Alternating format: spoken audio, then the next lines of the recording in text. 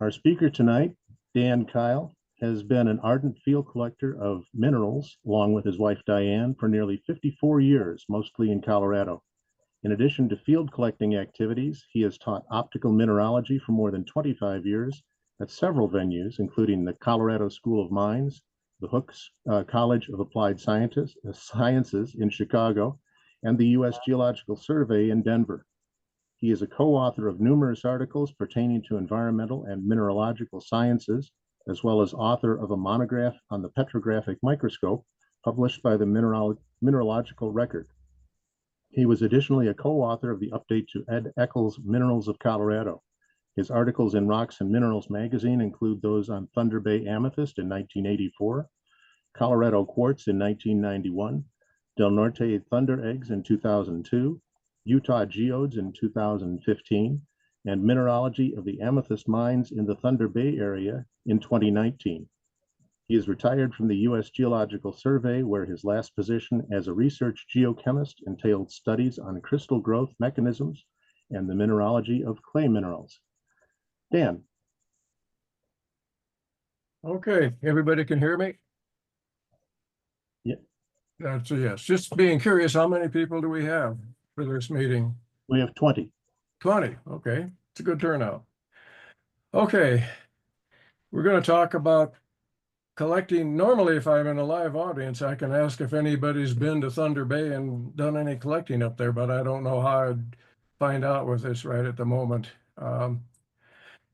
Anyway, my wife and I have been going up there since 1975. We've made 7 trips to Thunder Bay since then, the most recent in 2018. I spent a total of 42 days up there. Things have changed a little bit since the early years. But I'll go over some of the history of the area and some of the collecting antics that we've been up to and try to give you a feel for what the possibilities are in the future. All right, so this is complaining again. I hate computers. Okay. This is a typical amethyst. This is about 6 inches across. This one resembles Brazilian and Uruguay amethyst to an extent. It's generally has more of a smoky tint to it and a little bit more of a lavender tint than the material from Brazil and Uruguay. The distinctive element of Thunder Bay amethyst is the little speckles of hematite that you see subsurface on the amethyst. That's pretty distinctive for the material from up in Ontario. Locality, let's see. Can you see my arrow on the screen moving around? Yes. That's a yes. Okay, good. The town of Thunder Bay is down on the map here on the southwest corner, and you'll see several mines that are located up along the highway from Thunder Bay on up to Pearl. The principal ones we're going to talk about tonight are the Thunder Bay Amethyst Mine and the Blue Points and Diamond Willow mines that are up. You stupid computer. Maybe I shouldn't use the mouse. Anyway, up here, there's other Ontario gem mines, and the Dorian mine are up here in the northeast corner of the map. Silver Islet down on the bottom of Sibley Peninsula. We'll make a brief reference to that. Traveling along the north shore of Lake Superior is pretty scenic. I don't know if any of you people plan to go up there or not. It's a lot less of a drive than it is from Colorado, but there's some pretty cool scenery along the way. This is the Lake Superior from the north shore. Gooseberry State Falls is a state park on Minnesota. This is what empties into Lake Superior. Pretty neat place. The border. This was taken in 1975. It's changed somewhat since then. Nowadays, you need a passport. I don't know if you need a passport to get into Canada, but you need a passport to get back into the U.S., which is maybe a deterrent for some people. Basically, they want to ask you questions, try to get you to slip up, make sure you're not carrying drugs. You cannot carry any form of weapon, including a knife, up to Canada. Canada law does not recognize the right to self-defense.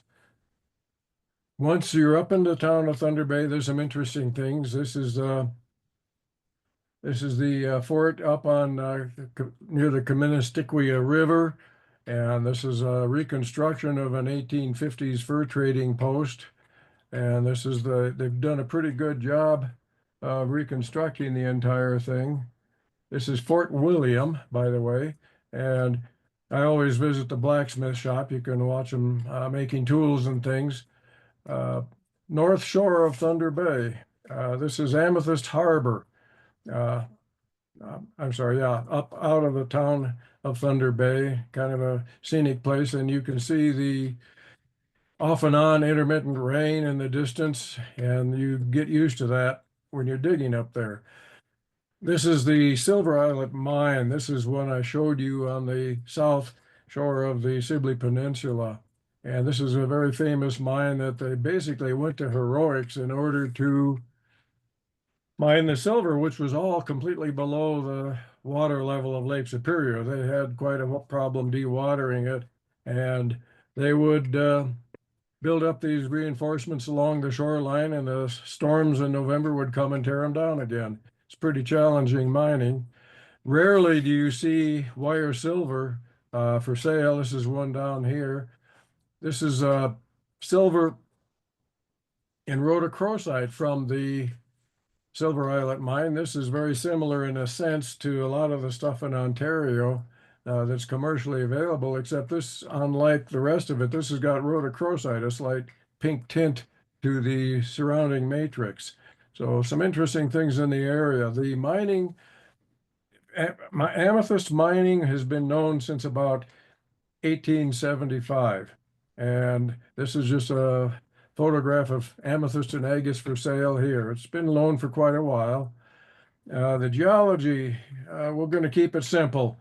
The amethyst occurs in fault zones along the Elgin intrusives near the contact with these sedimentary rocks, which would be the Animikie sediments and the Sibley sediments.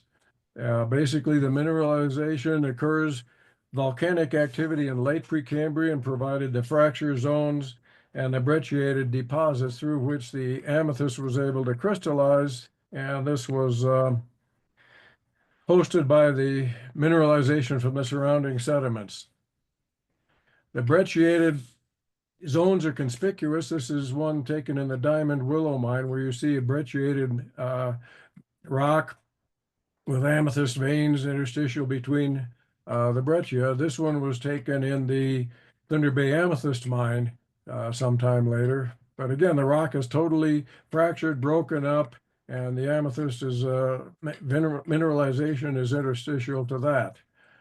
This is a microscopic view of the breccia, just showing how the different plates and this says quartz and sphalerite interstitial between the blocks of mudstone in the breccia, composing the breccia. Quartz, brief mineralogy here.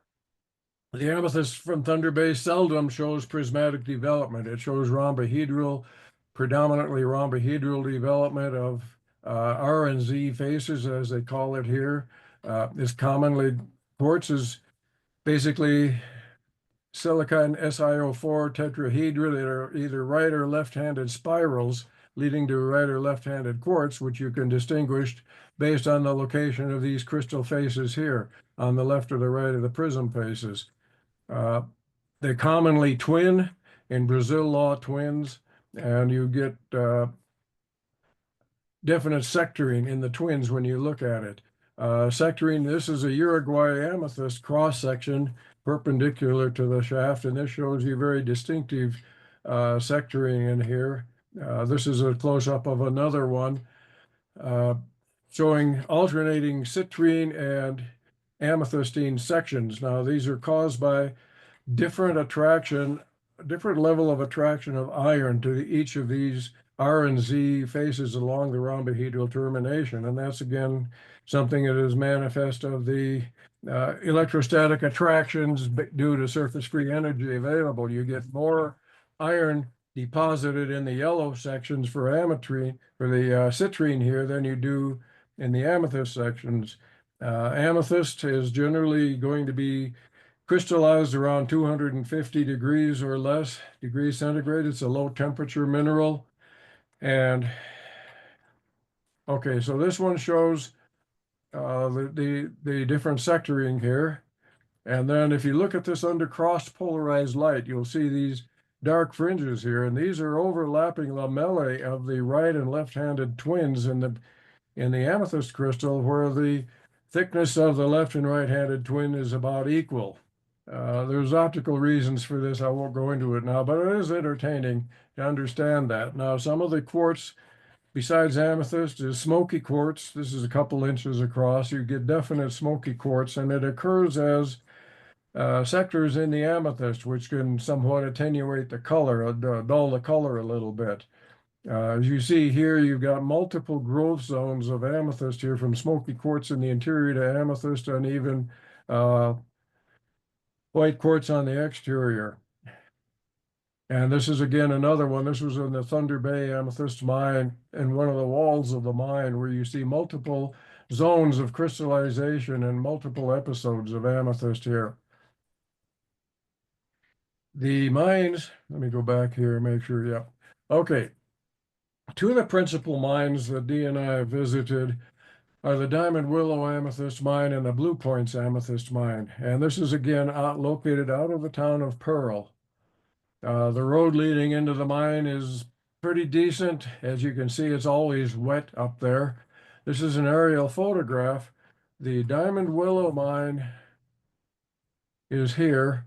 The Blue Points Mine is on the east side of the pit, and you see two separate roads leading up from the main road to get into access to each of these mines. The mine was formerly one mine called the Diamond Willow Mine that was operated by Gunnar Noyes, who started digging there in the 1950s and put the claim on it. When he passed away, the claim was divided between his various heirs. His granddaughter took over the Diamond Willow Mine here and maintained the same name.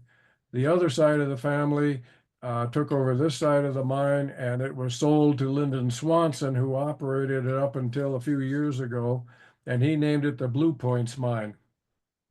Down here in the bottom, you'll see a lot of swamp area, and this is Pearl Lake down here. This is just a survey of the Blue Points Mine that Lyndon had done when he owned the mine. A fairly extensive operation in that day. This is Gunnar Noyes in 1984. And he had a cabin near the entrance to the mine, and you would talk to him, and he'd let you go in the early years in 1980 and 1982, you were limited to digging in the dump because leaseors were working the mine under contract. Later on, you could dig in the main pit when there weren't leasers there. This is Lyndon Swanson, again, who operates the Blue Points Mine just to the east and adjacent to the Diamond Willow. Two of his assistants here that were working with him at the time, Paul and Thelma Smitham. Paul is since deceased. This is the cabin at the Blue Points Mine where he had amethyst set out for sale. And he had another larger amethyst. This about 2 feet across for sale. At that time, they'd get out some very large clusters from that mine. This is one I think that weighs about 1,000 pounds. This is now in the museum in the University of Manitoba, with both hematite included and amethystine colors to this section. This is the mine as it looked like in 1982. And somebody operated a bulldozer. There's a tourist van in the background. And this was when it was what I would say is a fairly shallow pit. At that mine, you could dig in the dumps. This was the mine in 1984, and it's getting into dusk here, and you can see an idiot digging down in the bottom part of the picture. It stays light until almost 11 o'clock, so you have very long working days up in that part of the country. This is the Blue Points Mine in 2015 when we visited again. And by this time, they basically have a large track hoe and a dump truck that you see here. Local mines in the area would actually buy a dump truck full of amethyst from the debris in the mine and pile that in their mines for the tourists to go through. So their mines were basically salted at that point in time. This is a image of a bad day in the track hoe department when they came off the track, and it took him about an hour and a half to get that thing put back on. Quite entertaining to watch how he did that without any assistance. Typical weather. Yeah, we had one day that was like this, solid rain the entire day. This is again the Blue Points mine looking east. You couldn't do too much. This is from about the same perspective, but now looking west, where you'll see some large cavities in a quartz breccia here. Looking again a little more over here, you'll see pockets in the quartz breccia and subparallel veins of amethyst in the Sibley sediments over here, and you can find pockets in that area too. Here's that quartz breccia over here. You don't work this with an Estwing rock pick. You've got to have dynamite to do anything. This is a large pocket over on the eastern side of the mine. If you look here, you'll see some highlighted amethyst tips showing in the bottom. This is illuminated by an oblique pocket that's coming in from the side you can't see, but there's amethyst, a large amethyst group all the way down in the bottom of the pocket. Now this is a lower zone. In 1984, I found a pocket that was probably 10 or 15 feet above this. And I'll get into that a little bit later. But keep in mind that these pockets are all interconnected through the brecciated fault zone. One of the local residents there peering out his window, I did not bother to collect that. This is the Diamond Willow mine, now the Blue Points, but this was back in 1982. And this is where you could collect the dump. Now the dump collecting in that point in time was actually quite good. You needed to be patient, but you could find some fairly good clusters of amethyst by patiently searching through the dumps. This is 1982, where a leaser is working the mine and he's drilling with a compressor and a rock drill and blasting. This is 2018, the last time we visited there. And this is Alf Noonan in the middle, my wife in the background there. And they're smart, they brought umbrellas. I was the dumb one working in the bottom of the trench in a cavity, and it had to have been about 98 degrees down there and with about 102% humidity, if that's even possible. But that's what you're doing, is heavy, heavy work, sledgehammers and heavy chisels and crowbars. This is the owner of the Blue Points, Lyndon Swanson, and he's drilling in preparation of blasting. One visit we made, the drill was broken, so there was no blasting, and without blasting, you're not going to find too much. This is the Diamond Willow mine in 2018. Again, this was Carol Fales, who was a granddaughter of Gunnar Noyes, took ownership of this part of the western part of the mining claim, and they've got their little rock shop available here. And garden rocks, there's a lot of garden and landscaping rock. And in fact, one of the mines is making kitchen countertops out of some of this rock. They use it for building stone. I remember one time we stayed in a KOA campground. This would have been about 1978. And they had some amethyst crystals in a wall facing, and I got up at 6 in the morning walking up to the building, and here's a guy happily chiseling amethyst points off of the building stone. He went away as soon as he noticed that somebody saw him. This is a piece for sale at the Diamond Willow Rock Shop, 2,000, that's Canadian dollars. That'd be 1,600 US dollars. That was prices back then. Who knows what they are now. The sign for the main picking area in the Diamond Willow Amethyst mine. This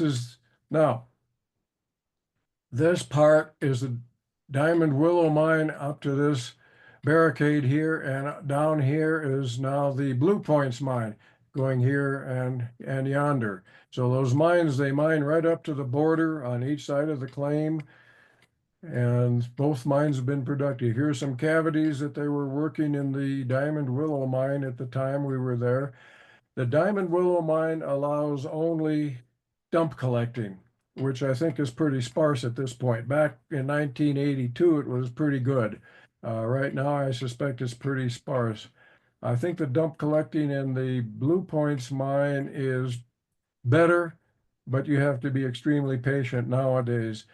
Back in 2015 and 2018, when we visited the Blue Points mine, we were allowed to dig in the pit itself. Most of the tourists are limited to digging on the mine dump unless you either know the owner or have other qualifications for hard rock mining. This is the looking from the Diamond Willow up on the other side of the western part of their mining operation, filled with water. Everything up there is filled with water. Some of the minerals, you can get some very nice decorative sections of amethyst, and this has chalcedony going through the middle of it. It's worth cutting and polishing if you do get up there. The amethyst, this is one we found in the dump in 1982. This doesn't show a lot of the purple color, but it does show a very nice hematite included amethyst. This is about 3.5 inches across, and another one about 4 inches across that shows a nice lavender hue to it. Again, from the dump in 1982 from the former Diamond Willow mine. We went back in 1984. At that time, there were no leasers mining. We were given permission to go and dig in the mine dump. Well, I spent an entire day there finding absolutely nothing. And I finally decided, okay, I'll trench up the middle of the mine pit. And I kept trenching until I got into this area where there's a little hole about the size of a silver dollar, and dirt was disappearing down that hole. So I got a broomstick, stuck it in the hole, and it did not hit bottom. Time to get out a drill and feather and wedges and open up the hole to a point where we could see if there's anything down there. And that's what I saw after I got the hole opened up, just barely enough to get the crystals out, because that's about when the drill broke, naturally. Made in Italy. Anyway, that's the hole, water in the bottom, and you take a closer look and you can see amethyst points in the bottom of the hole. So I spent the rest of the day drinking Labatt's beer and digging out crystals, and you see 2 cans of insecticide, which are mandatory up there, but that's how you get the crystals out. The biggest one just barely passed through the hole. Now, the other thing of note, by the way, looking down here, number one, the hole is basically empty. It's not packed solid with clay. And the crystals, if you look at them, these are not packed solid in clay. The clay has been basically dissipated through the fractures. The clay has been removed, and for the most part, from that particular pocket. Where did it go? It went to that lower pocket that I showed you before. It's probably 15 feet below the level of this one. These are all interconnected fracture zones where the clay was flushed out of this particular pocket and probably wound up in Pearl Lake that I showed you before. So this is as it is, came out of the hole, barely enough room to fit it, but it did. And this is that same cluster, minimal clay, not cleaned at all, not even washed, but sitting on the tailgate of our old 1979 truck, which we actually still have. And this is the same cluster. It's about 12 inches across after it's been cleaned completely. Hematite, colored by hematite inclusions. And we'll talk about those in a bit. Some more of the crystals from that pocket and some close-ups of some of the individual pieces. This will be about 4 inches across, and that's about 3.5 inches across. They make very aesthetic groups from the mine. This is a pocket we collected in 2015.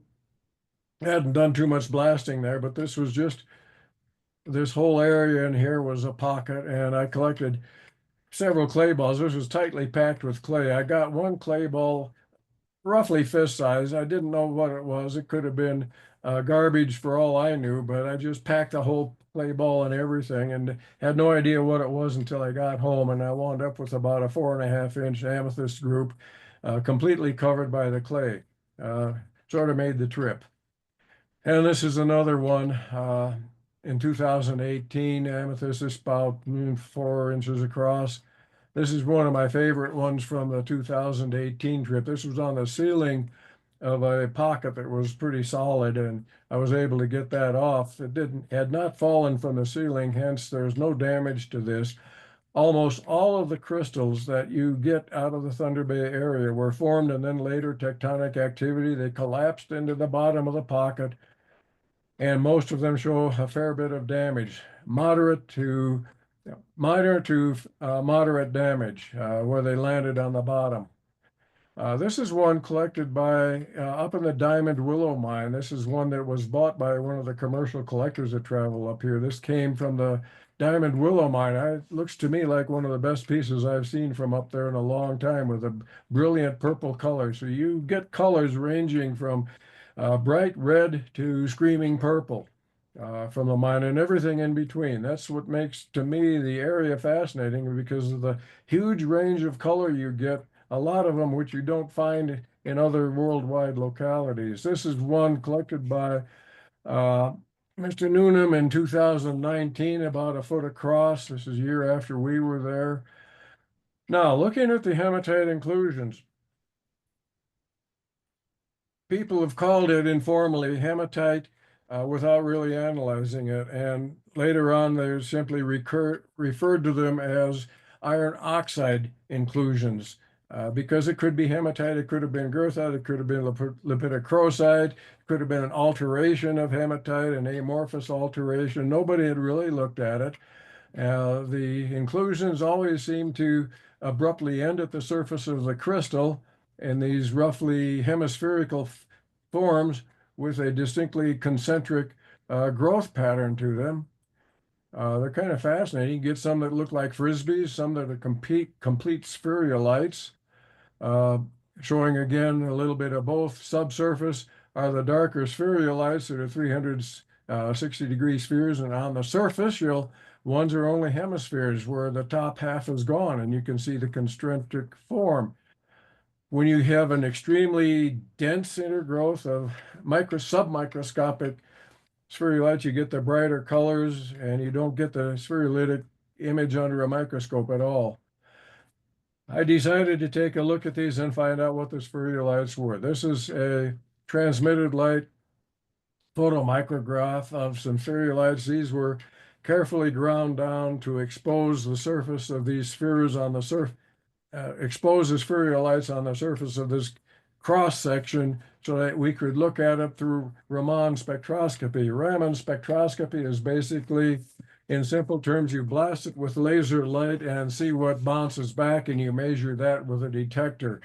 In this case, you can also determine the elemental chemistry of that. The red areas here are hematite, and the blue areas are quartz. You can see interstitial quartz between concentric bands of hematite showing different growth zones. I won't go into detail here, but this is basically the Raman spectroscope printout, where you can see the quartz and hematite are both confirmed in this particular image. This is a scanning electron microscope image. The bright areas are platyhematite in subparallel bands that are circumventing the concentric rings. So this basically is conclusive proof that what we are looking at is hematite, not goethite. Goethite does occur up there, I'll show you later. And it's not lepidocrosite or any of the other various iron oxide weird alterations. Rarely do you see the hematite spherulites expressed on the surface. This was a very small cavity amethyst crystal. Small cavities are not subject to solution flow like the large cavities are, so these survived as bright red spherulites on the surface. This is not Thunder Bay. This is the surface of a smoky quartz crystal from the Crystal Peak area in Colorado. On the right here, you see these are overlain by a late overgrowth of colorless quartz, and you see that the spherulites here are completely preserved. Over here, the spherulites have been eroded down to a hemispherical form, a few relict spherulites here, but this is analogous to the material we see in Thunder Bay. It is not at all a unique phenomenon in the Thunder Bay amethyst. Minerals up in the Blue Points mine. Calcite is there. This is a prismatic crystal with a rhombohedral termination. It's maybe about an inch long, grown on amethyst. This is probably the ugliest calcite I've ever seen. They're rough rhombohedral forms that were in the Diamond Willow mine. Scalenohedral crystals in situ. This is probably 1.5 inches long. Getting them out intact is pretty difficult. Barite, the bladed platybarite and amethyst. This is quite uncommon in any of the mines. At the Blue Point mine, it's quite rare. Very large crystals have been found up north of there. I'll show you one later. Ore minerals. Nobody's paid any attention to ore minerals in the Blue Points mine, but if you look around, you'll find pieces like this that are basically microscopic ore intergrowths of various minerals. This one, chalcopyrite and sphalerite. Looking at a microscopic view of a polished section of the ore from up there, the white minerals here are galena crystals, and the rest of it is mostly chalcopyrite. The black is interstitial quartz. Don't want to go too far into this, but this is marcasite showing a strong anisotropic behavior and subcrystalline behavior. And this is the same thing under cross-polarized light showing a strong anisotropic behavior. This is, again, you're looking at this with reflected light, not transmitted light. You use this in an ore microscope to identify minerals, which is a very powerful way of going about doing that. This is SEM of the same material. Over here is chalcopyrite, which is this yellowish material here, bright yellow chalcopyrite, and marcasite. This is confirming iron sulfide for marcasite. Pyrite here is the pale yellow. The bright yellow here is chalcopyrite, and again, marcasite in the middle, the same thing. The different colors here under partly cross-polar shows you that this is strongly anisotropic, which probably is a term I don't want to get too much involved in trying to define here. You have weak anisotropism and the chalcopyrite strong. Chalcopyrite, this is pyrite here, which is isometric. It shows no anisotropic behavior. But the ore minerals are there. This is a marcasite showing a bladed form. This is an idealized crystallized form showing the M faces on the termination, which you see here on the termination on this one and that one. That's a photomicrograph of a marcasite on amethyst. And this is again, this is chalcopyrite, which we've seen. This is galena. There's galena in there. The triangles are due to cleavage, due to the grinding process, galena being white under polished light. So these are micro minerals, or these are ore minerals that have not been, at least before 2019, described. MnDAT never picked up either this article or any of the minerals that were described in it. I don't know what they're doing, but they're not abstracting the literature, that's for sure. This is a little fuzzball of malachite in a very small cavity. Again, it survived because it was in a small cavity and not in a larger cavity. And sphalerite does not occur as a euhedral mineral. It's generally a very it's an iron-bearing zinc sulfide, and it's fairly transparent or somewhat transparent to translucent. This is all sphalerite here. When you're looking at this, you see reflected light from shining a light through the sphalerite, and this would be pyrite. So it's definitely sphalerite, and that covers the Diamond Willow mine and the Blue Points mine. Okay, the amethyst mine panorama is farther southwest from Pearl, and it's probably the biggest amethyst mine that is in the area. Now, it says dig your own amethyst. Nowadays, it means you're digging what they throw up on the dump. Back in the 1970s, you could dig in situ pockets, but no longer. This is an aerial photo. This is Elbow Lake. This is the mine. It's a very large operation. This here is the visitor center and the access road driving into the visitor center. Nowadays, tourists are not allowed into the open pit, and these out here are large dump piles where they pour rock that's been mined, and you can look for, and I think with patience, I'm told that you can find some decent things there. Our first trip in 1975, we dug the dump a little bit. We were only there for a day, but we did find a rather decent amethyst cluster in the dump. This is again an aerial photo I stole from the internet. This is Elbow Lake. this little island here in Elbow Lake. I'm told that the amethyst vein runs all the way through Elbow Lake, and there's an outcrop on that island out there. This is Elbow Lake again, showing the amethyst outcrop. Back in the 1950s, Rudy Hartvigsson took over the mine the mine has been known since 1935. The amethyst deposits have been recognized up there since 1935, and actually even back into the 1870s, if you remember that first photograph I showed you. Rudy Hartvigsson took over the mine, filed it as a mining claim in 1959, and we visited the mine in 1978. This is Rudy Hartvigsson in a sweater. It was taken in July of 1978. He passed away that same year in October, I believe. But this is Rudy and a couple of miners with a fairly large group of amethyst here. Those points are 6 inches across, but as is typical of most of the larger crystals from that mine, they're fairly rough with a lot of overgrowth on them. They are good landscaping rocks. I'm not necessarily great specimen rocks. This is the cabin where you checked into when you went into the mine. Our old 1969 Jeep, which is a pile of junk from one bumper to the other. We won't talk about that.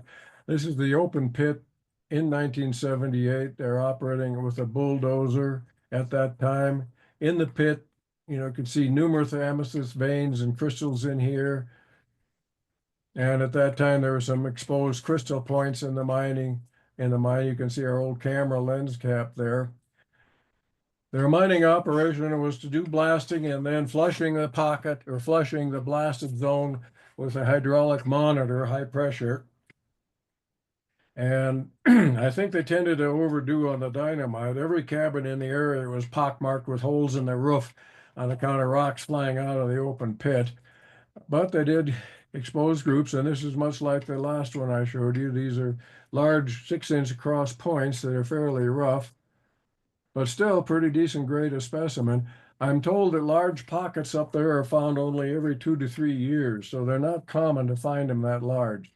Now, back in 1978, when we returned, they had these picking piles out, and this is where 95% of the tourists were looking for amethyst that they put out on the ground. This is the miner's cabin and quarters up here. The open pit was down here, and there's Elbow Lake. You all can see the arrow still, right? Okay, good. Now, this area here was what I call a bench. This they reserved for the few collectors that were serious and wanted to try to find in situ pockets. They had the collecting area here, and this was an area with a hose and a trough where you could wash anything you found. And this is a small pocket, a medium-sized pocket we got into early on in 1978. And they're completely packed with clay. Now contrast this with the pocket that I showed you that we collected from the Diamond Willow mine in 1984, where water running through the fault zone had flushed most of the clay out of the pocket. These you had no idea what you were digging. You just had to very patiently go through the clay and try to take out a piece as carefully as you can. But this is one of the groups that you saw earlier came out of that particular small pocket. Another group that came out of a pocket, very nice, very translucent lavender crystal. This one's about 3.25 inches across. A smaller group. Now these resemble stuff that you can get down in Brazil and so on and so forth. There's very little hematite inclusions in some of this, and this one has virtually no hematite inclusions. This is one, again, no hematite inclusions, but one showing a fairly rare prismatic development with epitactically oriented crystals around the girdle of the crystal, and a doubly terminated on the larger crystal. You had heavily hematite included crystals. This is probably 6 inches across from a different pocket. This is one about 4 inches with a central crystal from that same pocket. And you could just dig pocket after pocket. We spent a total, I think, of 2.5 weeks there on 2 trips in July of 1978, and another crystal with minimal hematite inclusions. This is about 4 inches across. This is a big pocket we got into in June of 78, and you can see the amethyst vein coming down here. This is a small pocket up above that. The pan here was used to bail water out of the pocket because every morning when you got up and went to resume digging, the damn pocket was full of water again. So you had to bail all of that out in order to resume digging. These are some of the clusters we got out of the pocket that we stored. Some of the ones we did not intend to keep, we set aside, and the tourists came by, and they were free to the tourists. Of course, the tourists had to pay, I think at that time, 50 cents a pound to take them out of the mine. And some of the tourists had some pretty entertaining questions. One of the more entertaining was, how do you hit the rock to get all those sharp points on it? Or can you melt this to make purple glass? Or what are you doing this for? What's it good for? Well, we spent a lot of time entertaining tourists up there. This is a big crystal that we found. Let me see. Nope. This is a big group, 35 pounds that we found, completely covered with clay. You had no idea what it was. It took me about 5 hours to uncover this, and he had to help me hoist it out of the pocket because I couldn't get the leverage to bring it out of the bottom of the pocket. And that's what it looked like after it was cleaned. I don't have a good picture of this completely clean, but it would look, this was a piece out of that same pocket that shows the same general color. Another one out of there, partly hematite included. This one actually turned out to be more purple than most of them. And this is the hole when we were getting towards the end of the pocket, water in the bottom, of course. It was a pretty good sized hole by the time we'd finished. Rudy Hartwickson died, like I said, in the fall of 1978. It was taken over by Steve Luckenuk in 1980. And this is Steve here in the hard hat. We visited the mine in 1980 again, and the entry station had been expanded somewhat. This time we had our old pickup truck and not that silly old Jeep. And Luckenuk's operated an amethyst gift center in the town of Thunder Bay, and this is the interior of the gift center. They're selling amethyst crystal clusters and a lot of some jewelry and some bookends and things like that. The mine had considerably expanded. This again is the stair steps up to the miners' living quarters and such, and water everywhere. I mean, that's the way this place is. We went and visited the mine. I looked around the dumps for a while. And I finally went and asked Steve if he minded if we could go just take a look in the open pit for a little bit. He said, sure, go ahead. I was kind of surprised because officially the mine was closed to tourists, liability reasons and what have you. We looked around there for about a half an hour or so and found an area in the center. This has been dug a little bit by us, but before that, we could see here's amethyst facing all around this thing, and the structure sure looked like there was going to be something going on in there. So before we got started doing anything down there, we went up and asked Steve, I think there's a pocket down there. Do you mind if we dig it? And shockingly, he said, go ahead. I mean, he had miners on site, and he said, go ahead and dig it. Well, you bet we did. And that's, by the end of the day, what one of the crystals that we came up with. This is about a 350-pound, completely hemispherical cluster of amethyst with 6-inch wide crystal tips on it. And nobody wanted to pick it up to carry it up above. We loaded it into a front end loader. That's me, the idiot, on the top side there. There's me. That's what I would think is the best group out of the mine. We went back in 1984 with the intention of buying this, but unfortunately, about 3 weeks before, they cut it into bookends, which made me want to puke in my boots. But back then, people weren't buying big clusters of amethyst. Especially Thunder Bay was not widely recognized as a specimen producer for a long time. It was just kind of a sidelight to the Brazilian stuff, which I thought was a big mistake. But nonetheless, that one came out. Now, this is one that my wife dug this on the following day. And this is about a 12 or 14-inch cluster, and their crystals are 6 inches across, and they're not totally overgrown with a bunch of crud. like a lot of them were. And we brought that one home that year. Now, by the time I finished digging on the first day, my hands were cut to ribbons. So Dee wound up getting to dig a nice group out. And this is the end of the day, end of the pocket. It was a very large pocket, like I say. They come by only every 2 to 3 years. So that was a matter of luck that we got into that. This is the Thunder Bay mine in 2015. Tourists are everywhere. They've completely rebuilt the cabin, entry cabin. This was now in 2015. Steve Luckenuk was still there, working at age 94. Some specimens set out for garden rock or building rock or whatever. And this is the mine as it was in 2015. Some clusters. In 2018, when we went there, Steve had passed away. His son, Tim Luckenuk, was now running the place. We met him. He remembered us, and we got a nice tour of the open pit, which is, again, closed to tourists, but we got a tour of it. There's amethyst everywhere up there. You can't go up there and not find amethyst. You get kind of sick of purple after a while. Mineralogy of the mine is calcite. This is one we collected in 1978. It was a huge boulder, and there's a little vug in there. The doubly terminated scalenohydral calcite, about 1.25 inches, 1.5 inches long.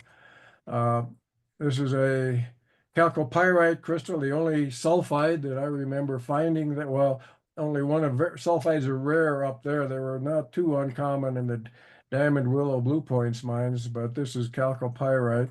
Goethite sprays. This is a photomicrograph of a goethite spray subsurface inclusion in amethyst. And oh crap, whatever I did was all wrong. Okay, let's go down. Push the wrong button somewhere. We'll get back. And I don't know how we got into this screen either. Oh, now I'm seeing this. We'll go back here. Don't ask me to explain this computer. If you touch the wrong button, you're in deep trouble. Okay, so we'll go back here. Goethite sprays again. Subsurface and amethyst. They're beautiful little sprays with a microscope. Here's a pyrite cube penetrated by goethite needles. Other mines in the area. Bill's Old Amethyst Mine. They had a gift shop and they had a dump that you could dig in, but the dump came from the Blue Points mine. So it was kind of salted in that sense. That mine is not operating now. It's closed down. Somebody bought the mine and is mining stuff for kitchen countertops. I don't know how they're managing that. This is about 17 inches across as the whole specimen of amethyst. This was collected by Rod Tyson. The barite blade in there is probably one of the largest that I'm aware of. It's probably 4 inches across, certainly much larger than what I collected out of the Blue Points mine, but barite up there is quite rare. This is from the Shunia mine. Shunia mine is now in the city limits of the town of Thunder Bay. Back in the 1990s, a fellow by the name of Bill Bilkowski found a nice pocket of dark-tipped amethyst crystals. They are distinctive. No other amethyst has come from the area. This is an exceptionally large one in the collection of Rod Tyson now. This is about 15, 17 inches across. Fluorite collected by the Hasler clan. These are probably inch cubes, yellow cubes. Exceptional fluorite for the area that I'm aware of. Moonlight Amethyst Mine is not open to the public. It is collected by people leasing the mine. One collected by Bram Hasley. You can see by the size of his hand. This is a beautiful cluster. These things were sold in the mid four-figured figures. So this stuff is finally getting to be appreciated. If the high-end dealers get a hold of it, you're going to pay some pretty fair bucks for this kind of stuff. But this is just a lovely lavender with nice hematite sprinkles. Another group from the Blue Points Moonlight Mine. Sorry, this is one called. We don't know where this is from. This is from what was called a jewel box pocket. It was collected by Bram Hasler somewhere up around northwest of the town of Pearl up around the Ontario mine. It's an unnamed locality because a lot of this stuff is underground activity. If you want to sell a rock up in Canada, you have to have a mining permit to sell anything. And people want to avoid that. So a lot of this is underground. So we don't know exactly where it came from, but this is a typical specimen up there. This is about 6 inches across. And this is typical of the minerals that came out of that particular pocket with exceptional luster and nice mix of the underlying amethyst and the hematite tips. Pretty much this concludes the talk as far as we have it here. The variety, I think, of the amethyst in this area is compared to what you see from South America, the variety up here is absolutely stunning. Collecting opportunities, I do not know. Lyndon Swanson sold the Blue Points mine a couple years ago to another fellow in Ontario. I do not know. I think his intentions at the time was to keep it open to rock clubs or people with mining qualifications to dig in the open pit. I'm sure a number of these mines are still open to dig in the dumps, which I haven't dug in the dumps since 1982, which at the time, like I said, this is a dump collected mine. I suspect perhaps you can find something if you're extremely patient. Of course, digging in a cavity is a lot more fun, but they're not easy collecting either. And this is an exhibit that Dee and I put in the Denver show back in 2019. And this just gives you kind of an overview of the wide range of colors and sizes that you can get out of the mine. Some of these you've seen pictures of already. This one is the Diamond Willow mine, now the Blue Points. This one here was the one I showed you that Dee collected out of the Thunder Bay Amethyst mine. The proper name of the mine is now the Thunder Bay Amethyst Mine Panorama, which I just call it the Thunder Bay Mine. This was one in 1978 from the Amethyst Mine. So there's just a wide range of colors and sizes up here, which I'm told even impressed some of the local Canadian collectors who went to that show. So that concludes my talk. I have probably bored you. It's largely sedative. I appreciate those of you staying awake to put up with it. If you have any questions, we can do that.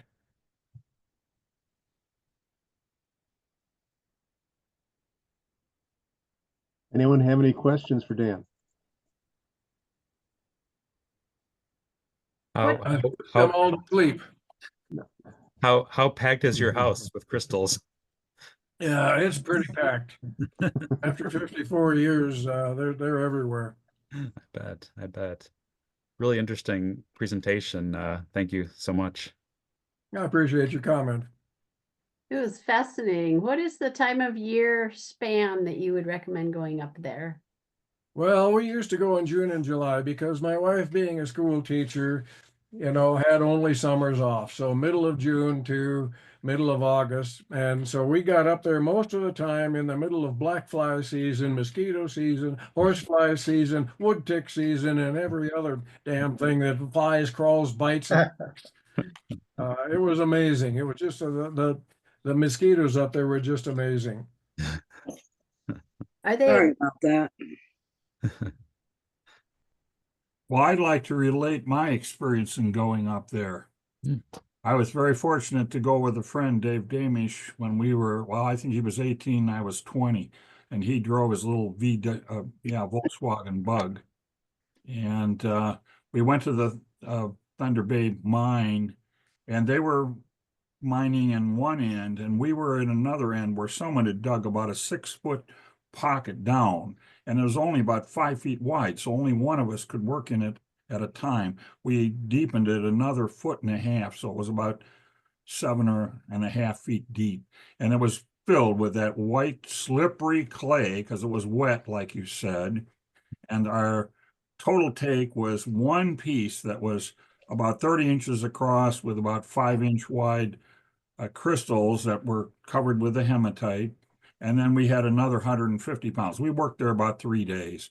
We stayed with, I think, the grandkids of the owner. and had a wonderful time. But we thought, oh, well, it's covered with hematite. When we get home, we're going to cut this, and on the inside, we're going to have this wonderful purple, because my mother was crazy about amethyst. She had an amethyst uh, necklace, and I was going to make another amethyst thing for her. Well, it turned out to be so zoned that it was worthless for lapidary work. But we still have that large piece, although we gave most of the other stuff away. And it's about 150 pounds, and we were paying 50 cents a pound. So we had about 300 pounds of amethyst, but we had a wonderful time.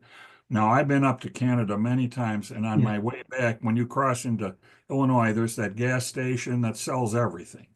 And I see that they had all this amethyst. And when I looked at it, wait a minute, this is all Brazilian crap. They're not claiming it's from Ontario. They're just saying, oh, this is amethyst, and they're all little pieces. And I thought, this is really bad. I have this. What year did you go up and do that? It was about 65 or 66. So it was a long time ago. When we went up in 1978, and we were digging on that bench that I told you about that they'd set aside for collectors. And the first thing I saw was a hole that was filled with half full of water, and it went down about 4 or 5 feet. And I looked in there and thought about it for a few minutes, and I said, "The heck with that." And we went off about 6 feet off to the side, and that's where we got into that big pocket. There were probably 400 pounds of crystals out of that big pocket, and that would be the one like for this large cluster here up in the display cabinet came from. So anyway, any other questions? I looked at ours looked more like the one in the upper left that your wife got, but they were all coated with hematite, but it was on the outside. I couldn't see any hematite inside the crystals. They looked nice and purple, but then they turned out to be kind of zoned. Yeah. I understand there's also agate mines, and for those of you who are fossil people, just as you get to the north side of Thunder Bay, they totally destroyed an area about 10 miles west that had numerous samples of I'm thinking of the word, I'm getting old, I forget. Very primitive stromatolites. And you can find stromatolites at that intersection just north of Thunder Bay because they dynamited it all and they brought it all as filler on the sides of the highway there. It's amazing. Absolutely ridiculous. Any other questions for Dan? There is a question in the chat. It says, "Thank you for the awesome presentation. I'm heading up to Thunder Bay in early May. Are there opportunities or areas we are allowed to dig anywhere outside of the mines?" Outside of the mines? Not that I'm aware of. Not that I'm personally aware of. I mean, I know that there's an outcrop outside of Thunder Bay, not far outside, where they found some pretty nice fluorites. But again, those are things that commercial collectors have gotten after, and they don't necessarily tell you where they found them. So I'd say if you're going up there, your best bet is to see what's going. I don't even know in May if the Diamond Willow or the Blue Points mine would be open. I don't know. If you want to get my email address from your moderator and email me, I can send you the name of the mine owner, and you might be able to Google out a contact and see what the status is or if they're even open by May.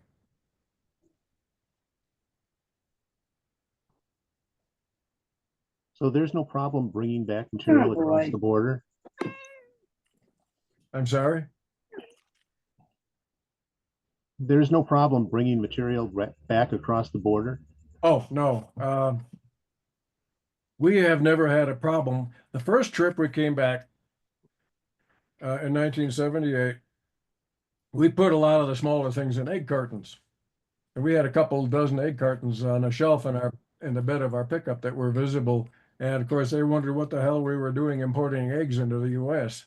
So, we dissuaded them of that issue. But other than that, no, there was no No duty, no customs, no nothing.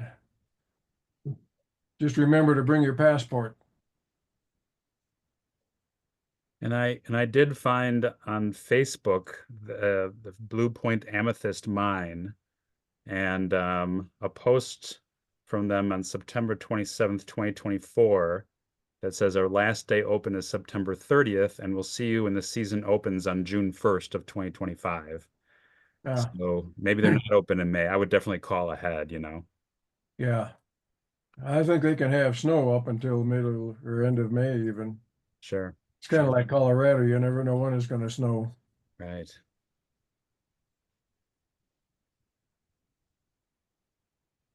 Okay. Well, Dan, thank you very, very much for that program. You're welcome. Thank you for taking an hour, perfectly good hour of your life and spending it listening to my sedative talk.